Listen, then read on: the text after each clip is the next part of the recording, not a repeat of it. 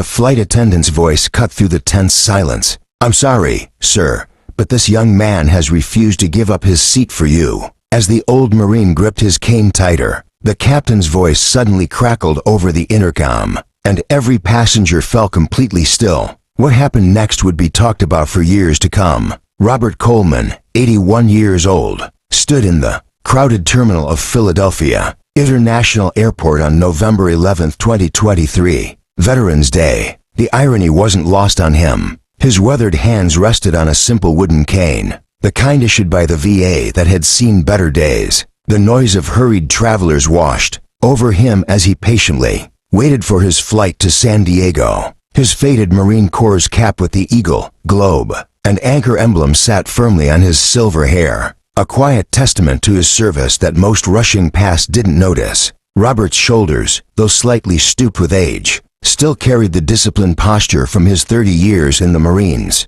His gray eyes surveyed the busy terminal with the careful attention of someone who had spent decades watching for danger in places most Americans couldn't pronounce. He was traveling alone today, something his daughter Jennifer had protested loudly about, but Robert insisted this journey was non-negotiable. His best friend, Corporal David Martinez, was dying in a VA hospital in San Diego, staged for cancer. The doctors gave him maybe a week, perhaps 2 if he was lucky. Doc had called 3 days ago, his voice weak but unmistakable. "Ghost, I need to see your ugly face before I check out. We made a promise, remember? Last man standing buys the beers." That promise was made in 2004, in a bombed-out building in Fallujah. When their unit was pinned down for 17 hours, Robert had earned his nickname Ghost that day, moving silently through enemy lines, extracting wounded Marines one by one while sniper fire turned the streets into a kill zone.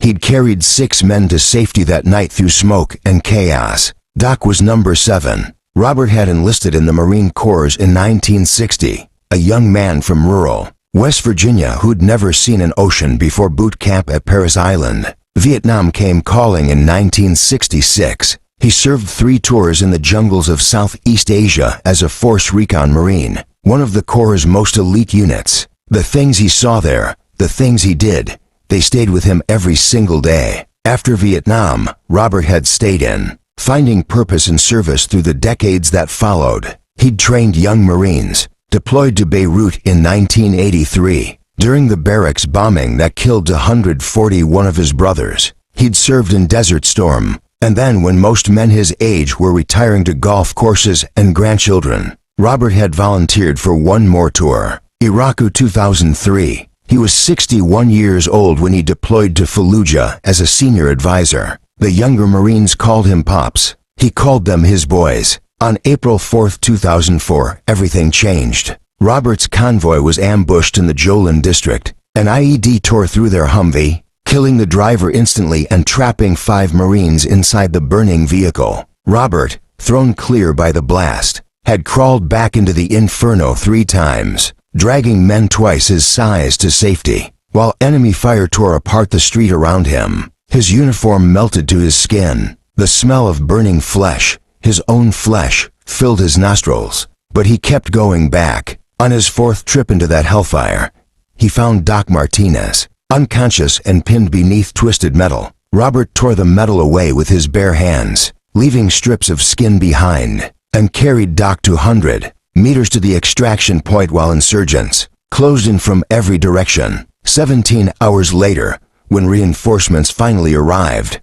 Robert was still standing guard over his wounded Marines. He'd been shot twice. Shrapnel had torn through his left arm and leg, but every single Marine under his watch that day survived, all because one old man refused to leave anyone behind. The Medal of Honor ceremony happened 6 months later at the White House. President Bush himself placed the medal around Robert's neck. Robert remembered standing there, his body still broken, his mind still in Fallujah, and feeling nothing but emptiness, because medals don't bring back the ones you couldn't save. The medal now sat in a cardboard box under his bed in his small apartment in Philadelphia, alongside his Purple Hearts and Bronze Stars, never worn, never displayed. His daughter Jennifer had tried countless times to get him to show them off, maybe put them in a case. Robert always refused. "Heroes don't need medals, sweetheart," he'd say quietly. "They need their brothers to come home."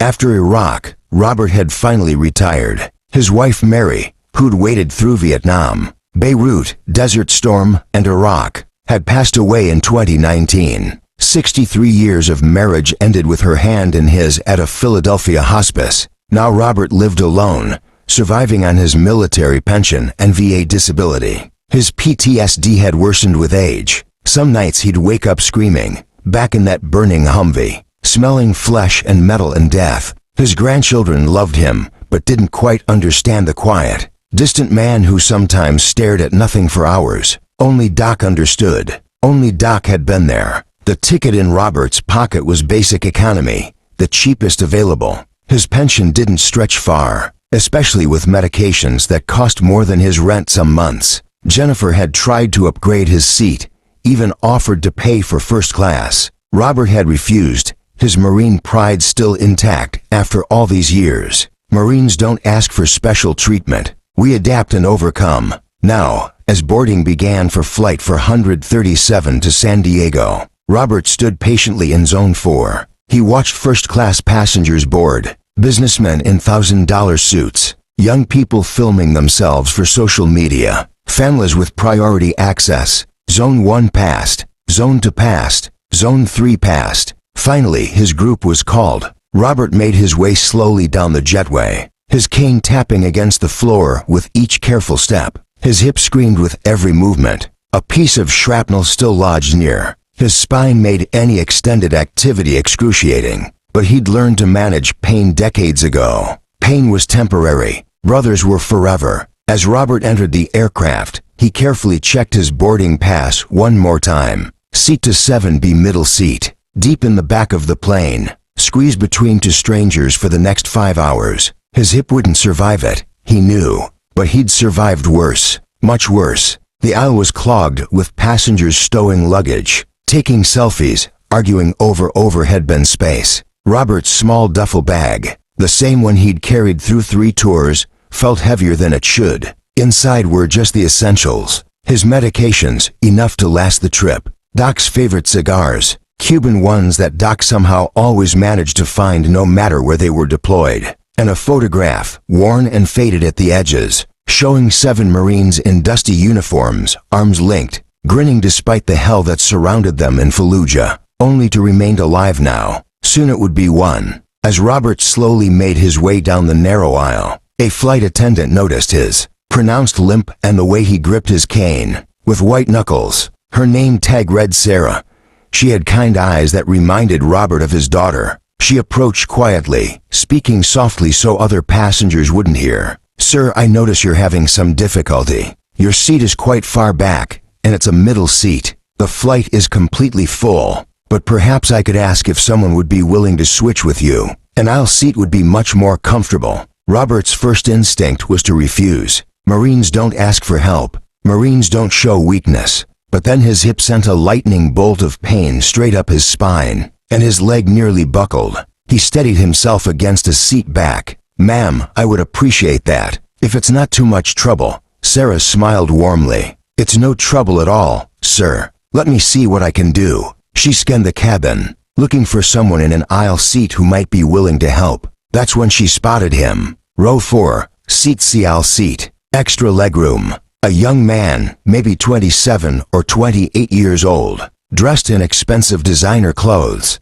His watch alone probably cost more than Robert's entire monthly pension. He was absorbed in his phone, AirPods in, completely oblivious to the boarding chaos around him. Sarah approached with her professional smile. "Excuse me, sir." The young man didn't look up. "Sir?" She tried again, a bit louder. He pulled out one AirPod, annoyed at the interruption. "Yeah, I'm so sorry to bother you, but we have an elderly veteran on board who's having difficulty with mobility. His seat is a middle seat in the back, and I was wondering if you might be willing to switch seats with him. He really needs an aisle seat due to his injuries." The young man, whose name was Brandon Mitchell, barely glanced in Robert's direction. Robert stood about 15 feet away, leaning heavily on his cane, trying not to be a burden. Brandon's eyes flicked from Sarah to Robert and back again. "I specifically selected this seat," he said flatly. I paid extra for it. Premium economy with extra legroom. I have work to do on this flight, and I need the space. Sarah kept her smile, though it became a bit more strained. I completely understand, sir, but this gentleman is a war veteran with serious injuries. And look, Brandon interrupted, his voice rising enough that nearby passengers began to notice. I don't mean to be rude, but I paid for this seat. If he wanted a better seat, he should have paid for one too. That's how airlines work. He put his AirPod back in and returned to his phone. Conversation over. An uncomfortable silence fell over the front section of the plane. Passengers exchanged glances. An older woman across the aisle, Mrs. Patricia Chun, immediately spoke up. I'll switch with him. He can have my seat. Sarah checked. Middle seat, row 18, wedged between two large passengers. There was no way Robert could manage it with his injuries. Thank you so much, ma'am, but I don't think that seat would work for his mobility needs. Another passenger offered, then another, but every available option was worse than Robert's assigned seat. Robert felt heat rising to his face, not from anger, from embarrassment. The last thing he'd ever wanted in his entire life was to be a burden, or to have strangers witness his weakness. He thought of his old platoon sergeant, Gunny Richards, who'd lost both legs in Vietnam and never once asked for help from anyone. Here Robert was, causing a scene over a simple airplane seat. He felt ashamed. He caught Brandon's eye for just a brief moment as he limped past. What Robert saw in that split second troubled him more than outright malice ever could. Complete indifference. This young man looked at him and saw nothing. Not a person. Not a veteran. Not someone who'd bled for the country that gave Brandon the freedom to be selfish on an airplane. Just an inconvenient old man interrupting his screen time. Ma'am, please, Robert said quietly to Sarah. Don't worry about it. I'll manage with whatever seat was assigned. I don't want to cause any more trouble, sir. It's no trouble at all. Please, Robert repeated, his voice firm but kind. I've dealt with worse than a middle seat. I'll be fine. Sarah looked like she wanted to argue, but she recognized that tone. It was the voice of a man who'd given orders under fire and wasn't accustomed to being disobeyed. She reluctantly nodded. If you need anything during the flight, anything at all, you let me know. Understood? Yes, ma'am. As Robert slowly made his way toward the back of the plane, several passengers watched him pass, some with sympathy, some with anger directed at Brandon. One man, a younger veteran with a Marine's tattoo visible on his forearm, caught Robert's eye and gave him a subtle nod, the kind of nod that said, I see you, brother. Semper Fi, Robert returned it. When Robert finally reached row 27, he found his middle seat, between a teenage kid glued to his phone and a businesswoman already asleep. Against the window, the space was impossibly narrow. Robert tried to maneuver himself into the seat, but his damaged hip made it nearly impossible. The pain was excruciating. The teenager noticed and, unlike Brandon, immediately stood up to give Robert more room. Here, sir, take your time.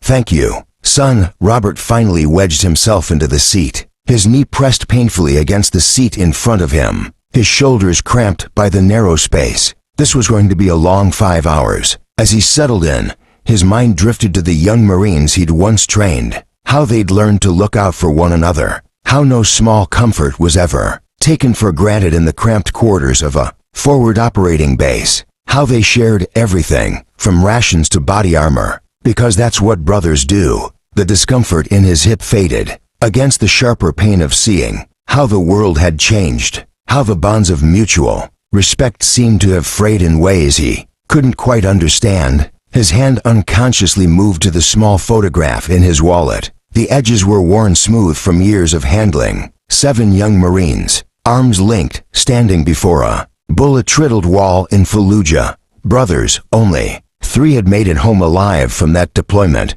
now only to remained. Soon, just 1. 25 minutes passed as the final passengers boarded and the flight attendants began their safety demonstrations. Sarah, the flight attendant who'd tried to help Robert, couldn't shake her frustration at what had happened. She'd been flying for 15 years and had seen plenty of selfish behavior, but something about this particular incident had gotten under her skin. Maybe it was the date, Veterans Day, Or maybe it was the way that old Marine had tried so hard to maintain his dignity even as his body betrayed him. During her final pre-flight checks, Sarah found herself near the cockpit. The door was open as Captain Michael Hayes reviewed his flight plan. Captain Hayes was a former Navy pilot, 24 years of service before joining Delta Airlines. Sarah knocked lightly on the door frame. "Captain, do you have a moment?" "Of course, Sarah. What's up?" She hesitated, then told him what had happened.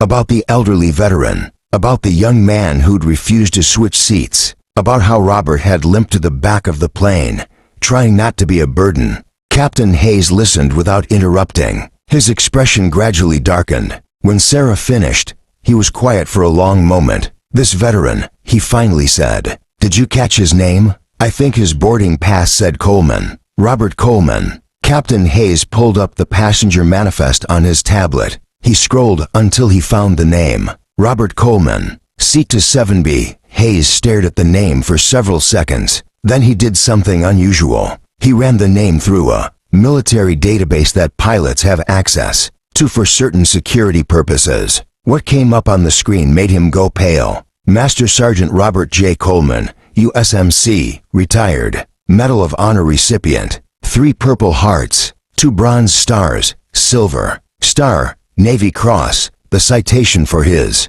Medal of Honor was attached. Captain Hayes read it slowly, his jaw tightening with each line. "For conspicuous gallantry and intrepidity at the risk of his life above and beyond the call of duty, while serving with Marine forces in Fallujah, Iraq, on April 4, 2004, Master Sergeant Coleman's convoy came under intense enemy fire and sustained casualties from an improvised explosive device. Despite being wounded himself, Master Sergeant Coleman repeatedly entered a burning vehicle under heavy enemy fire to extract trapped Marines. Over the course of 17 hours, Master Sergeant Coleman single-handedly prevented the capture or death of 7 Marines, carrying them to safety while sustaining multiple gunshot wounds and severe burns. His actions saved 7 lives and exemplify the highest traditions of the United States Marine Corps and the United States Naval Service. Hayes read it twice.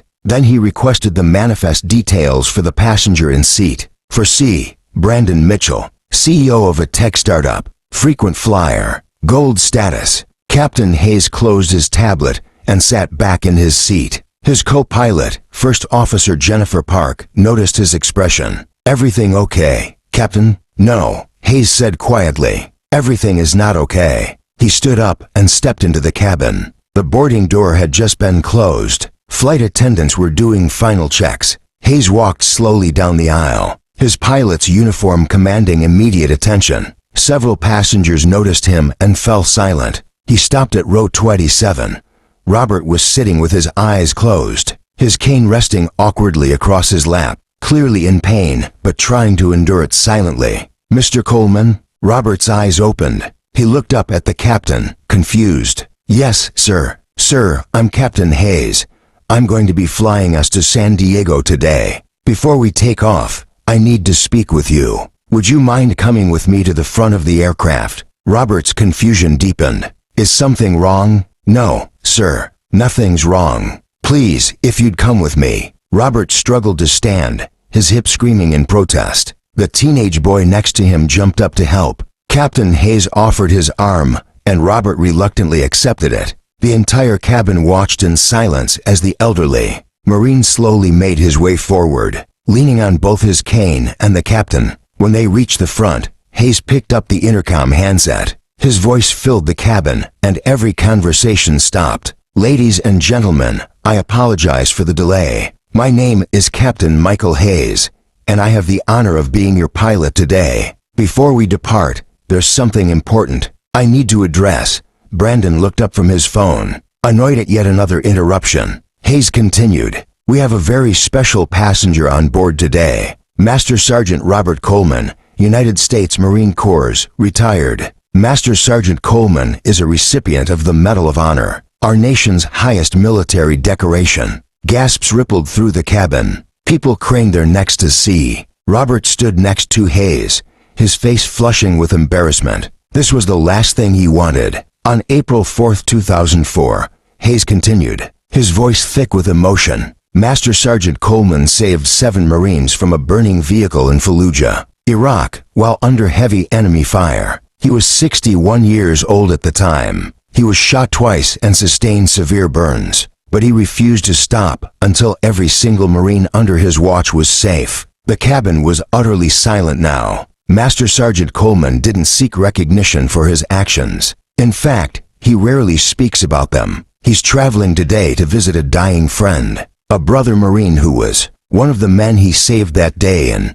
Fallujah. Several passengers were crying now. Hayes looked directly at Brandon. Earlier during boarding, Master Sergeant Coleman, who has severe mobility issues due to his combat injuries, was forced to take a middle seat in the back of this aircraft because a passenger in premium economy refused to switch seats with him. Every eye in the cabin turned to Brandon, his face drained of color. This airline has a policy, Hayes said, his voice hardening, that we accommodate our military veterans whenever possible, particularly those who have served with such extraordinary distinction. I am therefore exercising my authority as captain to make a seat reassignment. Mr. Brandon Mitchell, seat for C, you are being moved to seat to 7B. Master Sergeant Coleman will be taking your seat here in row 4. The cabin erupted in applause. It started with the young Marine with the tattoo, then spread like wildfire through the entire aircraft. People stood.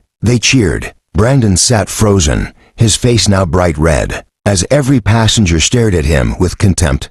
Sarah approached Brandon's seat. Sir, please gather your belongings. Your new seat is ready. Brandon looked around desperately, as if hoping someone would defend him. No one did. In fact, several passengers made sure he heard their comments as he stood. Disgraceful, selfish, jerk, have some respect. Brandon silently gathered his laptop, his expensive bag, his noise-canceling headphones, as he walked down the aisle toward the back of the plane. Not a single person met his eyes with anything but scorn. The walk of shame seemed to take forever. When he finally reached row 27, the teenage boy had already moved to give him clear access to the middle seat. Brandon wedged himself into the cramped space, his laptop digging into his knees, his shoulders pressed against strangers. He stared straight ahead, wishing he could disappear. Meanwhile, at the front of the plane, Robert was overwhelmed. Passengers reached out to shake his hand as he slowly made his way to row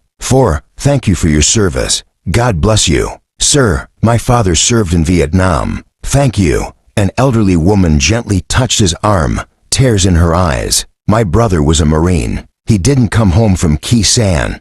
Thank you for bringing those boys home. Robert could barely speak. He nodded, his own eyes wet. When he finally sat down in the aisle seat, the legroom felt like a luxury he didn't deserve. Sarah brought him a bottle of water and a warm towel. Anything you need, Master Sergeant, anything at all. You just let me know. Thank you, ma'am. I appreciate that. As the plane pushed back from the gate, Captain Hayes made one more announcement. Ladies and gentlemen, we're about to begin our flight to San Diego. I want to thank Master Sergeant Coleman for his service, and I want to remind all of us of something important. Heroes walk among us every day. They don't wear their medals. They don't demand recognition. They're the quiet ones, the humble ones, the ones who did their duty and then came home and lived normal lives. But we must never forget what they gave. We must never forget that the freedom we enjoy, the safety we take for granted, was purchased with the blood and sacrifice of men and women like Master Sergeant Coleman. So let's all take a moment, right now, to say thank you. The entire cabin, except for one person into 7B, applauded again. The flight to San Diego was smooth. Robert spent most of it staring out the window, lost in memories. Twice, passengers stopped by his seat just to shake his hand. A little girl, maybe 7 years old, brought him a drawing she'd made. It showed a stick figure in a uniform with a medal and the words, "Thank you, hero," in crayon. Robert tucked it carefully into his duffel bag.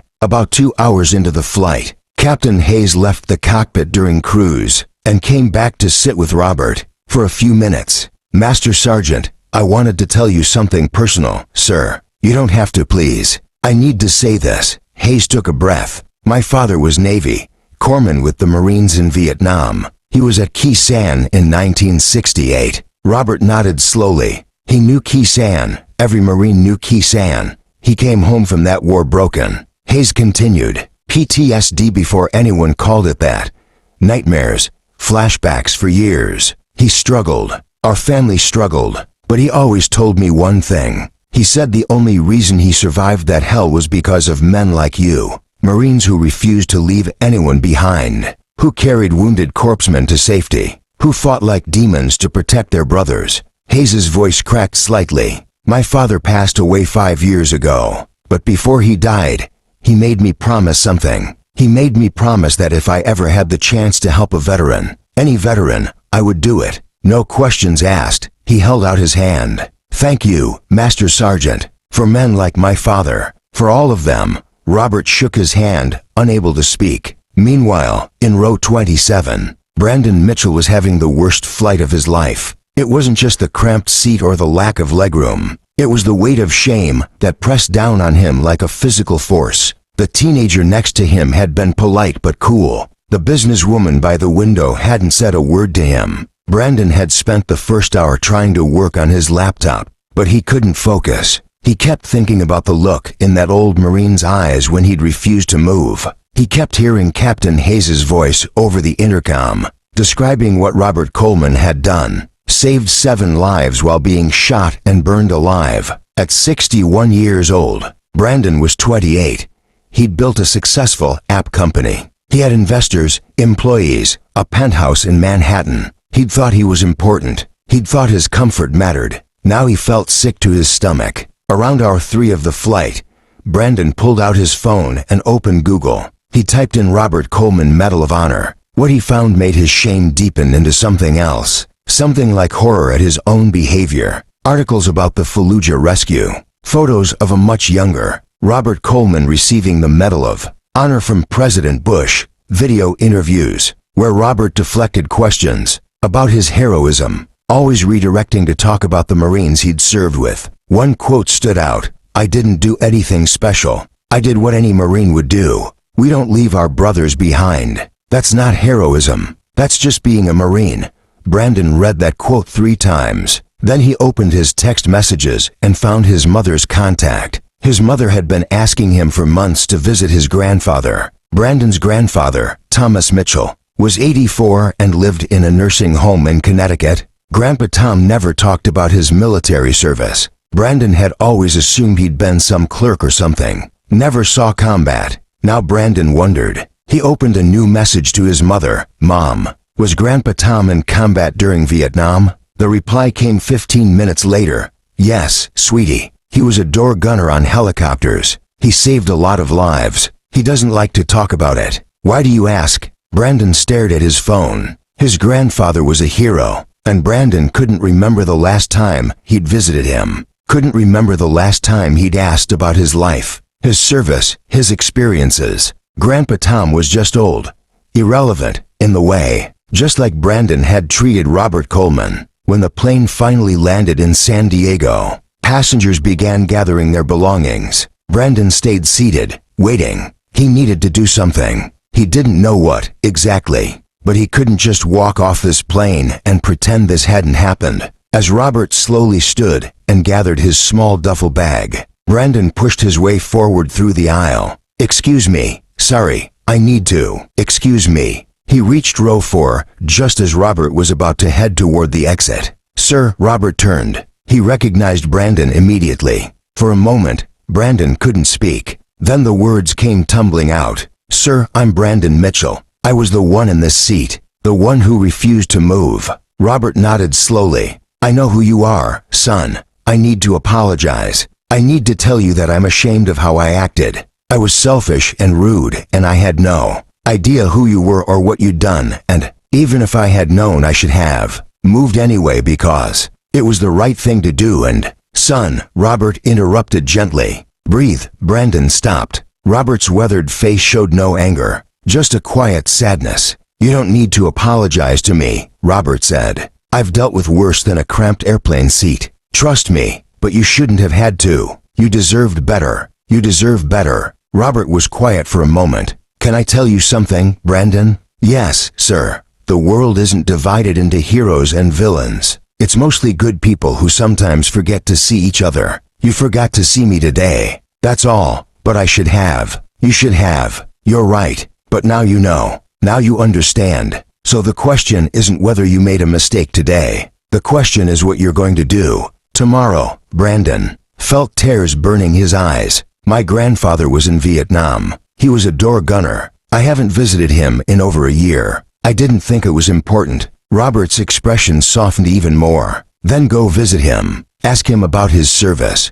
Listen to his stories. Let him know he matters. I will. I promise I will. Robert extended his hand. Then you and I are square. Son, Brandon shook his hand, holding it perhaps a moment too long. Thank you, sir, for your service, for your sacrifice. For this, you're welcome. Now I need to go see an old friend before it's too late. As passengers filed off the plane, something remarkable happened. A line formed, not to exit, but to shake Robert Coleman's hand. One by one, passengers waited their turn. Veterans identified themselves. Children were brought forward by parents who wanted them to meet a real hero. An older man revealed he'd been Navy, stationed on the USS Forrestal. A woman explained her son was currently deployed in Afghanistan. Robert stood there, tears streaming down his face, shaking every hand, thanking every person, overwhelmed by the love pouring out from strangers. Captain Hayes waited until everyone else had deplaned. Then he approached Robert one final time. Master Sergeant, I have a request. Yes, sir. I'd like to drive you to the VA hospital to see your friend. I'm off duty now, and it would be my honor. Robert started to protest, but Hayes held up a hand. Please, my father would want me to. Robert finally nodded, too emotional to speak. The drive to the VA hospital took 40 minutes through San Diego traffic. Hayes and Robert talked the entire way. About service, about sacrifice, about the brothers who don't make it home. When they arrived at the hospital, Hayes insisted on walking Robert inside. They found Doc Martinez in room 412. He was impossibly thin, his skin gray, but his eyes lit up when he saw Robert walk through the door. You made it, you ugly jarhead, wouldn't miss it. You Squid Corpsman. The two old warriors embraced, and both men wept openly. Hayes quietly stepped out of the room to give them privacy. For the next 3 hours, Robert and Doc talked. They talked about Fallujah, about the brothers they'd lost, about the ones they'd saved, about families and regrets and the weight of memories. Doc's voice was weak, but his spirit was strong. Ghost, I need to tell you something. What's that, brother? I never thank you for that day, for pulling me out. Doc, you thanked me 1,000 times, I know, but I need to say it again. You gave me 20 more years, man. 20 years I got to see my grandkids grow up. 20 years I got to watch the sunrise. All because you wouldn't leave me behind. Robert's voice was thick. We don't leave our brothers behind, Doc. You know that. I know. That's what makes you a Marine. That's what makes you a hero. I'm not a hero. Doc, I'm just, yes you are. You saved 7 lives that day. 7 families got their Marines back. 7 sets of kids got to hug their dads. Don't you dare diminish that. They sat in comfortable silence for a while. Finally, Doc spoke again. When I'm gone, Ghost, I need you to do something for anything. I need you to keep telling the stories. Our stories. The Corps' stories. Because the world is forgetting. Young people don't know what we did. They don't understand what was sacrificed for them. I'll try. Brother, promise me. I promise. Doc smiled, satisfied. Good. Now tell me about your flight. You look like something happened. Robert told him about Brandon, about Captain Hayes, about the standing ovation from an airplane full of strangers. Doc listened, laughing at parts, crying at others. See, he said when Robert finished, people still care. They just need to be reminded sometimes. Robert stayed with Doc until visiting hours ended. A nurse finally came in, apologetic but firm. I'm sorry, sir, but we need to let Mr. Martinez rest. Robert stood slowly, his hip protesting. He took Doc's frail hand one more time. I'll be back tomorrow, brother. I'll be here, Ghost. I'll be here. But they both knew the truth. This might be goodbye. Semper Fi, Doc. Semper Fi, Ghost. Captain Hayes was waiting in the lobby, exactly where Robert had left him. How is he? Tired, but happy. Thank you for bringing me here. It was my privilege." Hayes drove Robert to a decent hotel and insisted on paying for the room. "My father would have wanted this," he said simply. That night, Robert sat in his hotel room, looking at the faded photograph of 7 Marines. Tomorrow he would return to the hospital. Tomorrow he would say goodbye to another brother. But tonight, he thought about the young man on the plane, about Captain Hayes, about the passengers who'd stood in line to shake his hand. Maybe Doc was right. Maybe people still cared. They just needed to be reminded. Maybe that was his mission now, to remind them, to tell the stories, to keep the memories alive. The next morning, Brandon Mitchell didn't go to his business meetings. Instead, he caught the first flight to Connecticut. When he walked into his grandfather's room at the nursing home, the old man looked up in surprise. "Brandon, what are you doing here?" "I came to listen, Grandpa. I came to hear your stories."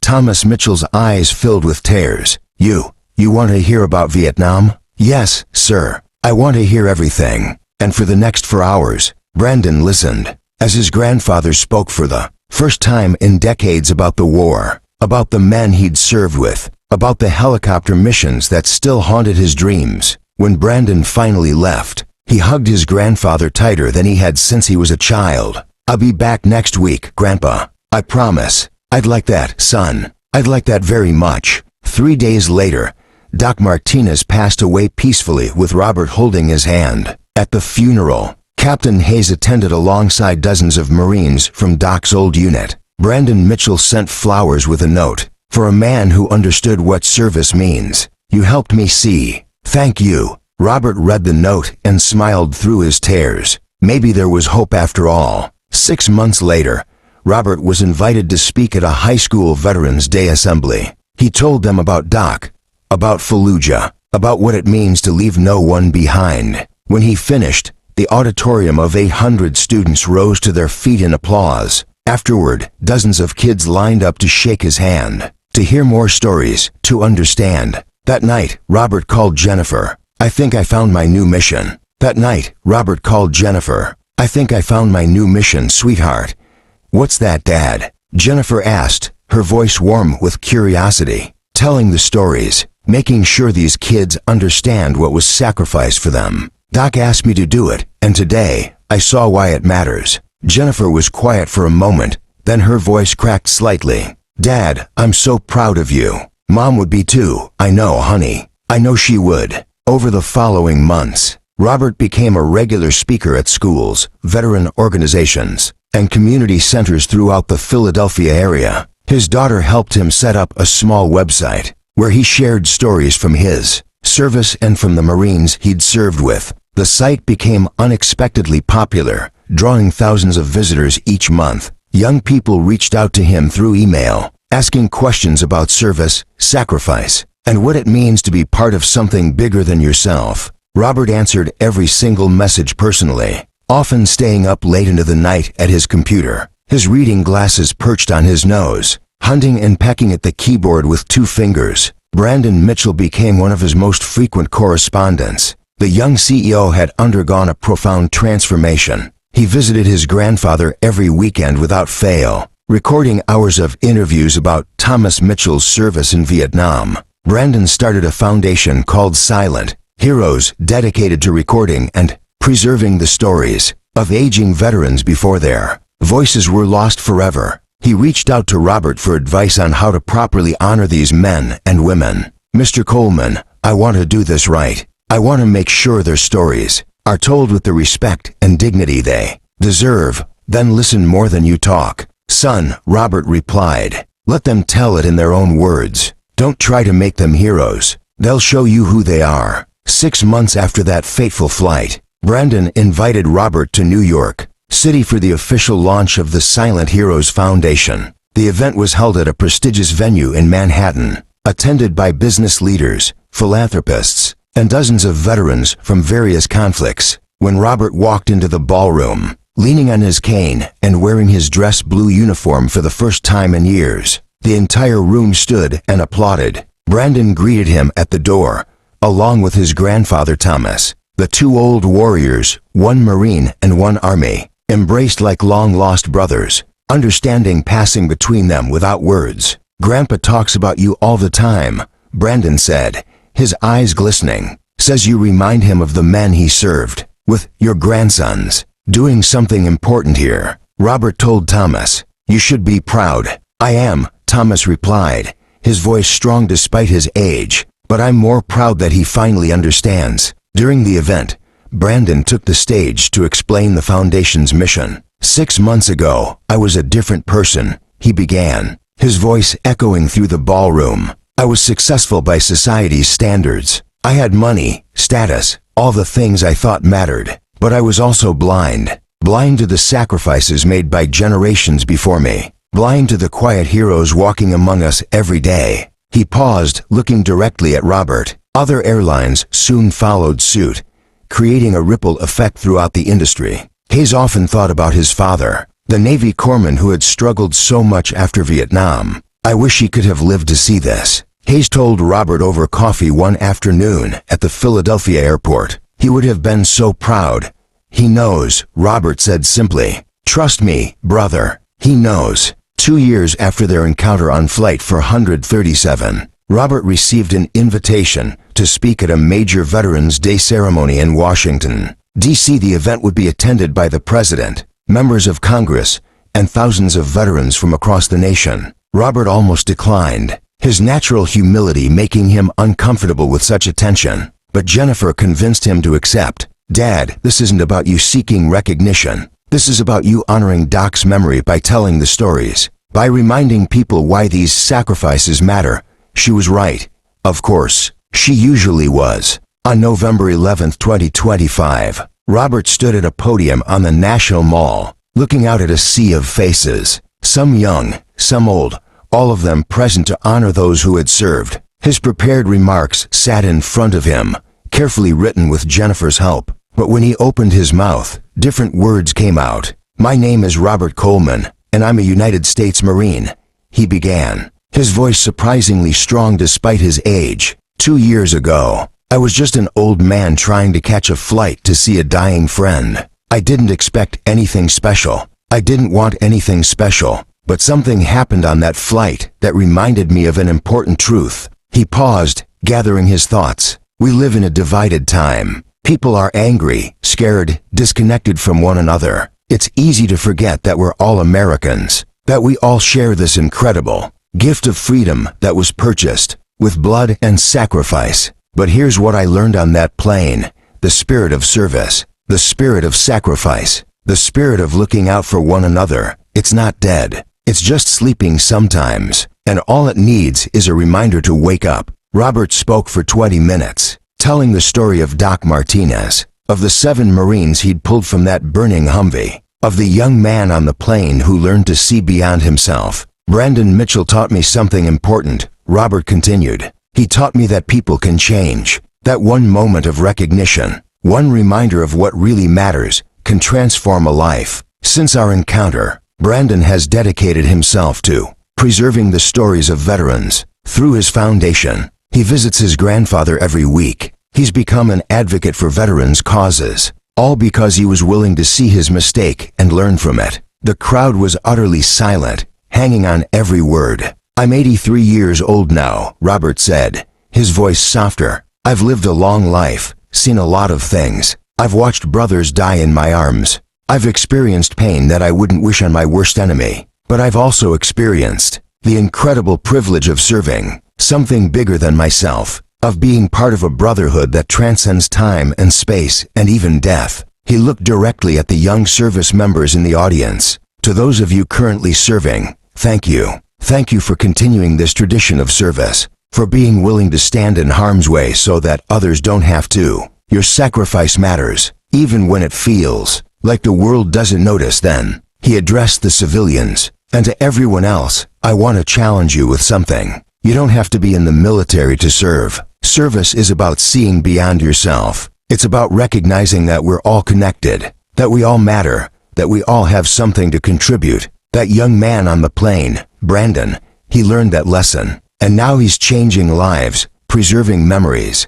honoring the silent heroes who walk among us. That's service. That's what it means to be an American. Robert gripped the podium, his weathered hands trembling slightly. "My best friend, Doc Martinez, asked me before he died to keep telling the stories, to make sure the world doesn't forget. So I'm asking all of you right now to help me keep that promise. Talk to the veterans in your life. Ask them about their service. Listen to their stories. Let them know they matter. Because here's the truth. These men and women, these veterans sitting here today, they didn't serve for parades or medals or recognition. They served because they believed in something bigger. They believed in America, in freedom, in the idea that some things are worth fighting for. And that belief, that spirit of selfless service, that's what makes this country great. Not our military might or our economic power, but our willingness to sacrifice for one another." Robert's voice grew thick with emotion. "Doc Martinez is gone now. So many of my brothers are gone. Every day, we lose more of the greatest generation. More Korean War veterans, more Vietnam vets. Their voices are fading, but their stories don't have to fade with them. We can keep them alive. We can honor their sacrifice by remembering, by learning, by living lives worthy of what they gave." He looked around the vast crowd one final time. "So I leave you with this. Be worthy of the sacrifice. See each other. Help each other. Serve something bigger than yourself. Because that's what they did for you. And that's how we honor them. Not just today, on Veterans Day, but every single day of our lives." When Robert finished, the silence lasted for several heartbeats. Then, as if on cue, every single person on the National Mall stood and applauded. The ovation lasted for 5 full minutes. Waves of appreciation washing over the old Marine who stood at the podium, tears streaming down his face. Among the crowd, Brandon Mitchell stood with his grandfather Thomas, both men applauding until their hands hurt. Jennifer was there too, standing in the front row with her children, Robert's grandchildren, all of them crying and clapping for the man who had taught them what true heroism looked like. Captain Michael Hayes had flown in from San Diego specifically for the event, wearing his dress uniform adorned with his Navy wings and ribbons. He saluted sharply as Robert left the stage, a gesture of profound respect between two men who understood what service meant. Sarah, the flight attendant who had tried to help Robert that day on the plane, was there too. She had reached out to Robert months earlier, telling him how that incident had reinvigorated her own commitment to treating every passenger with dignity and respect. "You reminded me why I got into this job in the first place," she'd written, "to serve others." After the ceremony, Robert was surrounded by well-wishers. Active duty service members wanted to shake his hand, to thank him, to take photos. Parents brought their children to meet him, wanting them to understand what real heroism looked like. Other Medal of Honor recipients embraced him as a brother. But the moment that meant the most came when a young Marine, barely 20 years old, approached Robert with hesitation. "Sir, Master Sergeant Coleman?" "Yes, son. I'm Private First Class Marcus Chun, sir. I ship out to my first deployment next month. I'm scared, sir. I'm really scared." Robert looked at the young man, seeing himself 6 decades earlier, a frightened kid from West Virginia about to head into the unknown. He put his hand on the young Marine's shoulder. "Being scared doesn't make you weak, son. It makes you human. Courage isn't the absence of fear. It's doing what needs to be done despite the fear. But what if I mess up? What if I let my brothers down? Then you learn from it and do better next time. But I'll tell you something, son. The fact that you're worried about letting others down tells me you're already the right kind of Marine, because it means you care more about your brothers than yourself. And that's what being a Marine is all about." The young Marine's eyes glistened. "Thank you, sir. That means a lot. You're going to do fine, Marcus. Just remember, take care of your brothers, and they'll take care of you. We don't leave anyone behind. Ever. Semper Fi, sir. Semper Fi, son." That evening, Robert returned to his hotel room exhausted but fulfilled. His hip ached from standing so long, and his medications waited on the nightstand. But before taking them, he pulled out his phone and opened his photos. He scrolled to the picture of 7 Marines in Fallujah, the photo he'd carried for 2 decades. He studied each face, remembering their names, their stories, their laughter. Jenkins, killed by a sniper in 2005. Rodriguez, died in a car accident in 2008. Patterson, suicide in 2012. Another casualty of PTSD. Williams, heart attack in 2016. Morrison, still alive in Texas, though they rarely spoke. Doc Martinez, cancer in 2024, and Robert himself, still here, still carrying their memories. I kept my promise, Doc, he whispered to the photo. I'm telling the stories. I'm making sure they remember. His phone buzzed with a text message. It was from Brandon. Thank you for everything. Mr. Coleman, Grandpa and I watched your speech together. We both cried. You're changing lives, sir. You're changing the world. Robert smiled and typed back with his two-finger method. We all change the world. Son, every day, with every choice we make. You changed yours when you chose to learn and grow. I'm proud of you. Another message came through. This time from Jennifer. Dad, you were incredible today. Mom would have been so proud. I love you. Robert felt the familiar ache of missing Mary, his wife of 63 years. She'd been his anchor, his reason to keep going through the nightmares and flashbacks. He wished she could have been there today, could have seen what her encouragement had led to. But somehow, he felt her presence anyway, just as he felt Doc's, just as he felt all the brothers who had gone before. 6 months later, Robert received another unexpected invitation. The Silent Heroes Foundation was holding its annual gala in New York, and Brandon wanted Robert to be the guest of honor. More importantly, they had a surprise for him. When Robert arrived at the event, he was shocked to find that Brandon had managed to track down Marcus Morrison, the last surviving member of the 7 Marines from Fallujah besides Robert himself. The two old warriors saw each other across the ballroom and froze. They hadn't spoken in almost 5 years, a casualty of distance and the busyness of life. But in that moment, all the years melted away. They were just Ghost and Hammer again, brothers forged in fire. They embraced in the middle of the ballroom, both men sobbing openly, not caring who saw. I thought I'd lost you too, brother, Robert whispered. Not yet, Ghost, Marcus replied. Not yet. Brandon had arranged for all 7 Marines' families to attend the gala. The children and grandchildren of Jenkins, Rodriguez, Patterson, Williams, and Doc Martinez were all there, brought together for the first time since their fathers' and grandfathers' service. The foundation unveiled a permanent exhibit dedicated to the Fallujah 7, telling their story through photos, documents, and recorded interviews that Robert and Marcus had provided. As Robert stood with Marcus, surrounded by the families of their fallen brothers, he finally understood what Doc had meant about keeping the stories alive. It wasn't just about remembering the past. It was about connecting the past to the future, about showing new generations that the sacrifices of their ancestors still mattered, still had meaning, still shaped the world they lived in.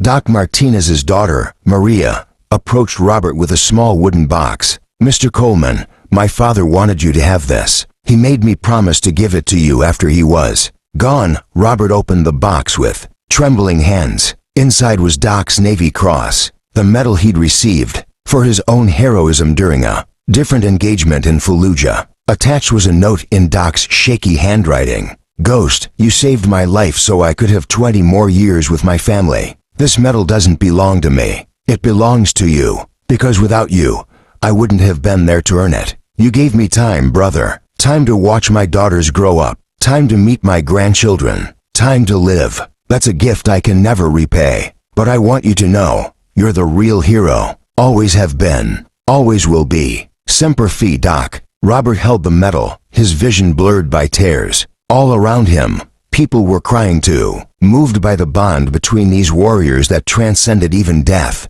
He loved you very much, Maria said softly. He talked about you constantly, about how you never gave up on him that day, even when it would have been easier to leave him. I couldn't leave him, Robert replied, his voice barely audible. He was my brother. The gala raised over $2 million for the Silent Heroes Foundation. The money would fund thousands more veteran interviews, educational programs in schools, and support services for veterans struggling with PTSD and other challenges. But more than the money, the event sparked something bigger. News coverage of the gala and Robert's story reached millions of people across the country. Social media exploded with the hashtag Silent Heroes. As people began sharing stories of veterans in their own families, the movement grew organically, spreading from community to community, reminding Americans of the quiet heroes living among them. High schools and colleges started their own oral history projects, recording the stories of local veterans before those voices were lost forever. Libraries established special collections dedicated to preserving these testimonies. Even Hollywood took notice, with several production companies approaching Brandon about turning the story into a film. Robert declined all movie offers. "This isn't about entertainment," he told Brandon. "It's about truth, about honor, about keeping promises to the dead." Brandon understood and redirected the Hollywood interest toward documentaries and educational content instead. On Veterans Day 2026, exactly 3 years after that fateful flight, Robert returned to Philadelphia International Airport. Delta Airlines had arranged a special ceremony in the terminal where it had all begun. The gate area where Robert had waited 3 years earlier was packed with veterans, active duty service members, airline employees, and members of the public. Captain Michael Hayes, now retired from flying, but working as Delta's Director of Veteran Affairs, stood at a podium next to a covered display. 3 years ago, in this very terminal, I learned about a hero traveling through our airport, Hayes began. Master Sergeant Robert Coleman was just trying to catch a flight to see a dying friend. But what happened on that flight sparked a movement that has touched millions of lives. He gestured to Robert, who sat in the front row, uncomfortable with the attention as always. Because of Master Sergeant Coleman's dignity, grace, and unwavering commitment to service, we've all been reminded of what really matters. Today, Delta Airlines is proud to announce the Robert Coleman Veterans Terminal Lounge, a permanent space dedicated to honoring military veterans traveling through Philadelphia. The covering was pulled away, revealing a beautiful lounge area with comfortable seating, a memorial wall displaying photos and stories of veterans, and a quiet space for reflection. The centerpiece was a bronze statue of a Marine in dress blues, standing at attention, representing all who had served. On the wall behind the statue were the words Robert had spoken at the National Mall. "Heroes walk among us every day. They don't wear their medals. They don't demand recognition. They're the quiet ones, the humble ones, the ones who did their duty and then came home and lived normal lives." Robert was overwhelmed. He stood slowly, leaning on his cane, and approached the memorial. He reached out to touch the bronze statue, his weathered hand resting on the Marine's shoulder. All around him, people were crying, applauding, saluting. An elderly man in a wheelchair rolled up beside Robert. His jacket was covered with patches from Vietnam. Robert noticed one in particular, 1st Cavalry Division, the same unit his brother had served in, before being killed in action in 1968. "Sir, I wanted to thank you," the old soldier said, "for what you said about keeping the stories alive. My son finally asked me about my service after hearing your speech. We talked for 6 hours straight. First time I've told those stories in 50 years. It felt good to finally share it with him." Robert knelt down next to the wheelchair, ignoring the pain in his hip. "Thank you for your service, brother, and thank you for sharing your story with your son. That's how we keep the memories alive." "No, sir. Thank you for reminding us that it still matters." As the ceremony concluded, something unexpected happened. One by one, veterans in the terminal began standing at attention, forming 2 lines creating an impromptu honor cordon. Active duty service members joined them, standing shoulder to shoulder with veterans from every conflict from World War II to Afghanistan. Robert walked slowly between the lines, his cane tapping on the floor, tears streaming down his face. Every person saluted as he passed. It wasn't just about Robert. It was about every veteran who had ever been forgotten, overlooked, or taken for granted. It was about recognition, respect, and remembrance. It was about finally coming home. When Robert finally made it through the honor cordon, Brandon Mitchell was waiting for him. The young CEO had transformed completely from the selfish man on the plane 3 years earlier. He'd sold his penthouse and moved to a modest apartment, dedicating most of his wealth to the Silent Heroes Foundation. He visited his grandfather every single day until Thomas Mitchell passed away peacefully 6 months earlier. "Mr. Coleman, I need to tell you something," Brandon said, his voice thick with emotion. "What's that, son?" "My grandfather died with dignity. He died knowing his story mattered, knowing his service was remembered and honored. He died at peace. That's because of you. Because you taught me to see him, to value him, to honor him." Brandon pulled out a folded flag, the one that had covered his grandfather's casket. "Grandpa wanted you to have this. He said you were the reason we reconnected. He said you saved our family just like you saved those Marines in Fallujah." Robert accepted the flag with reverence. "Your grandfather was a hero, Brandon. He deserved to be honored. I know that now, but I didn't know it until I met you. You didn't just save 7 Marines in Fallujah, Mr. Coleman. You saved my family too. You saved me." The two men embraced, and everyone watching understood they were witnessing something profound. A bond between generations, a transfer of values from old to young, a reminder that every life touches countless others in ways we can never fully comprehend. That evening, Robert returned to his small apartment in Philadelphia. He was exhausted, his body aching, but his spirit was fuller than it had been in years. He made himself a simple dinner, took his medications, and settled into his worn recliner. The apartment was quiet, filled with memories of Mary and their life together. He looked around at the photos on the walls, his wedding day, his children as babies, his grandchildren's school pictures, his Marine Corps platoon information, an entire life captured in frozen moments. He thought about everything that had happened since that flight 3 years ago. How one moment of public recognition had sparked a movement.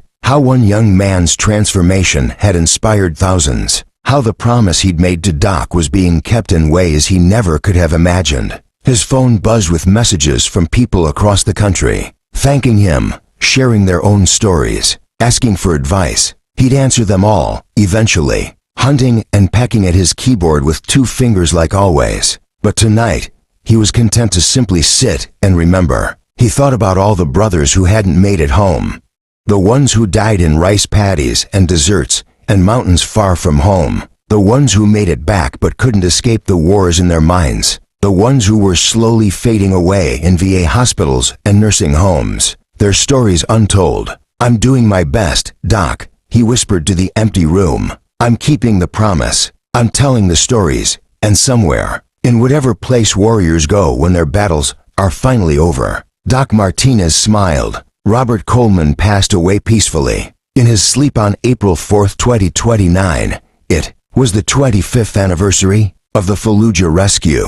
He was 86 years old. His funeral was held at Arlington National Cemetery, an honor befitting a Medal of Honor recipient. Thousands attended, active duty service members, veterans from every conflict, government officials, and ordinary citizens whose lives Robert had touched. Brandon Mitchell gave the eulogy, his voice strong and clear. "Master Sergeant Robert Coleman taught me the most important lesson of my life. He taught me that heroism isn't about seeking glory or recognition. It's about doing what's right, even when it's hard, even when no one is watching, even when you'll never receive credit or thanks." Because of Robert Coleman, the Silent Heroes Foundation has recorded over 10,000 veteran testimonies. Because of him, hundreds of thousands of students have learned about the sacrifices made for their freedom. Because of him, I found my grandfather again before it was too late. Because of him, I learned what it means to serve something bigger than myself.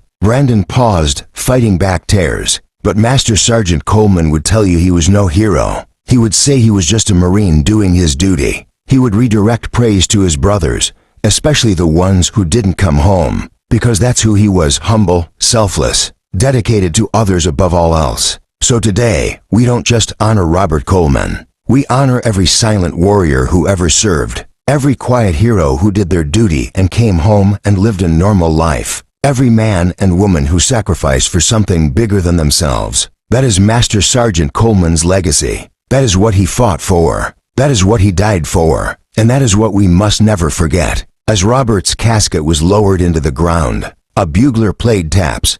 7 Marines in dress blues fired a 3-volley salute. A Marine Corps general presented the folded flag to Jennifer, who clutched it to her chest, sobbing for the father who had always been her hero. But the most moving moment came at the end, when a frail old man in a wheelchair approached the grave. It was Marcus Morrison, the last surviving member of the Fallujah 7. He saluted sharply, his weathered hands steady despite his age. "Semper Fi, Ghost," he said, his voice carrying across the silent cemetery. Thanks for not leaving me behind." Then Marcus did something extraordinary. He removed his own Navy Cross, the one he'd earned in Iraq, and placed it on Robert's casket. "You deserve this more than I ever did, brother. See you on the other side." As the funeral concluded, people didn't simply leave. They lingered, sharing stories about Robert, about their own veterans, about the impact his life had made on theirs. Strangers became friends.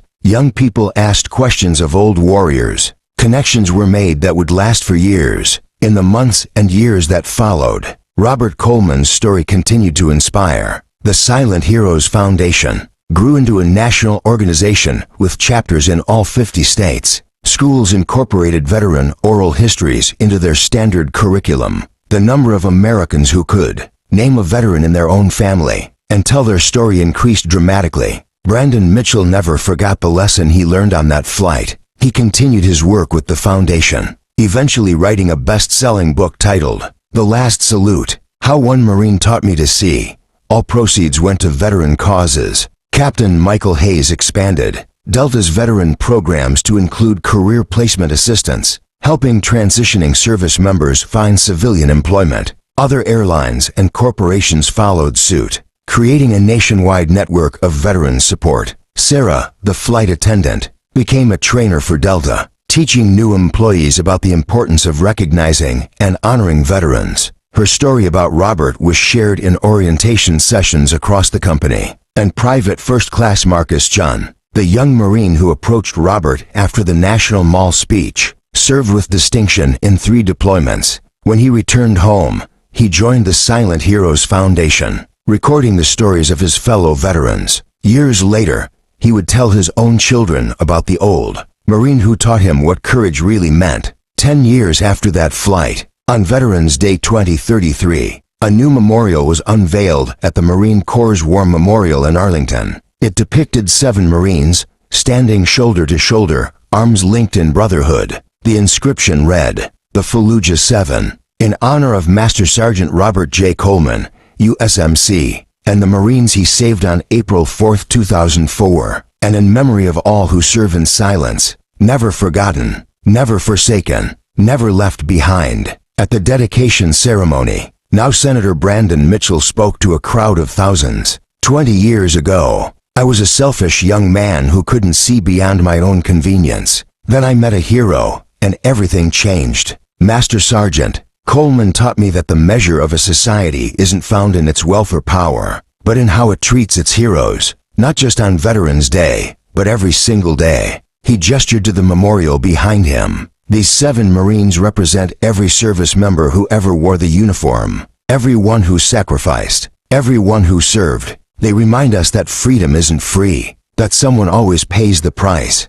and that we have an obligation, a sacred duty, to remember and honor that sacrifice. Master Sergeant Coleman spent the last years of his life keeping a promise to a dying friend. He told the stories. He made sure we didn't forget. Now it's our turn to keep the promise, to tell his story, to tell all their stories, to ensure that no hero ever walks through this country unrecognized and unappreciated again. The crowd erupted in applause that echoed across Arlington National Cemetery, where Robert Coleman lay at rest among thousands of his brothers and sisters in arms. Sometimes a single moment can change everything. A flight delay, a refused seat, a captain's announcement. From these small things, movements are born, lives are transformed, legacies are built. Robert Coleman never sought recognition. He just wanted to see his dying friend one last time. But in that simple journey, he reminded a nation of what it means to serve. He showed a young man how to see beyond himself. He sparked a movement that would preserve the stories of thousands of veterans. He kept his promise to Doc Martinez.